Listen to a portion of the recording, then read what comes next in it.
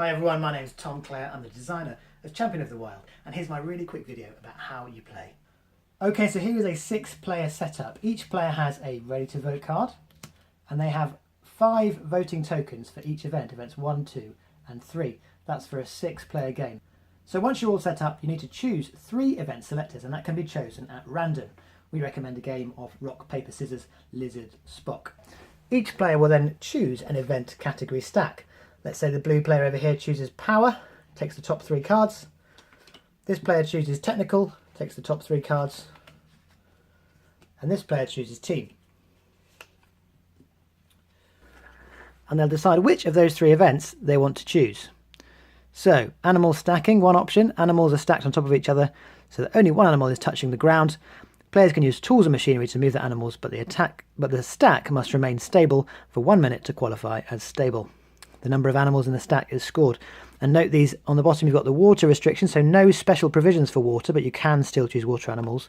And no flying is allowed during the event, but you can still choose birds. Similarly, the other option would be synchronized swimming and paintballing. I won't read all the text. So we would choose, let's say we chose animal stacking. This person chooses hide and seek. And this person chooses jousting. Now, after each event is announced, players have a chance to ask the event selector questions to clarify any particular rules. They might ask about the weather conditions, they might ask about how much physical contact is allowed between the trainers and their animals. They might ask all manner of questions just to establish the ground rules before they get their animals. Moving on then, each player is then dealt 7 cards.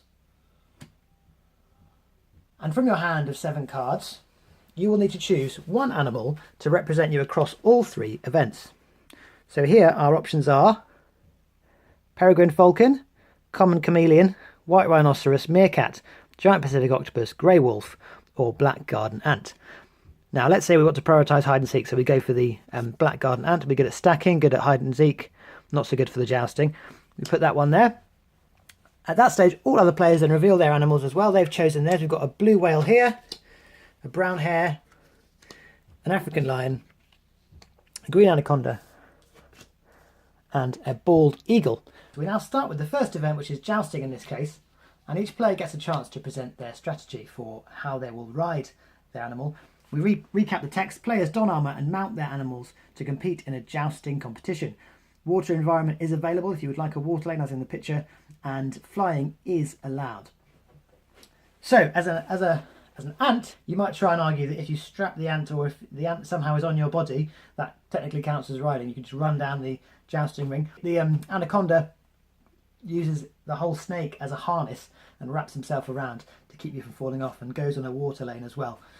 And so each player presents their strategy, and you then spend some time debating about which animal has the best strategy and pointing out the difficulties that some animals might have, particularly the brown hare in this case. During this time you're also allowed to look things up on the internet, to look up YouTube videos or Wikipedia articles, anything that might strengthen your case. When you feel like you are ready to move on, you've had enough of the discussion and you know in which order you'd rank the other animals, you turn over your card to ready to vote. Now when the majority of players, so in this case when 4 players have turned over their ready to vote cards, that then triggers the voting phase of the first event. We take our event 1 tokens, and quite simply with blind voting you choose who you think would finish where and you pass them out. So similarly everyone else will pass out their event 1 tokens as follows. So once everyone's voted, this will what it'll look like. You'll have 5 tokens from different coloured players, all from event 1. That voting remains secret and you reveal at the end of all 3 events. That same procedure goes ahead for events 2 and 3, and your board will then look something like this. And you've then finished and you count up your points. For interest, you can reveal 1 event at a time, starting with event 1, adding up your points. If you'll notice, each token has voting points at the top. 2 points for 5th place. So here I'll score 2, 4, 6 plus 2 4s is 14 points. You'll count up points for everyone in that manner and arrange them for each event just to see how the events unfolded, and then whoever has the most points in total after all 3 events wins. So here, for example, is the outcome of the first event, the jousting. And here's the outcome for the second event, that's hide and seek, with Ant winning and the blue whale in last place.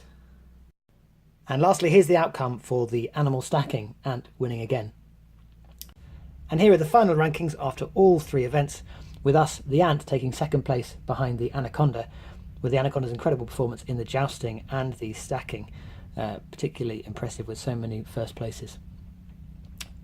Okay, thank you for watching our quick how to play video. If you've still got any questions about the rules, you can check out our rulebook on the Board Game Geek page, or you could put a message in the comments and we'll respond to that as soon as we can. Thanks.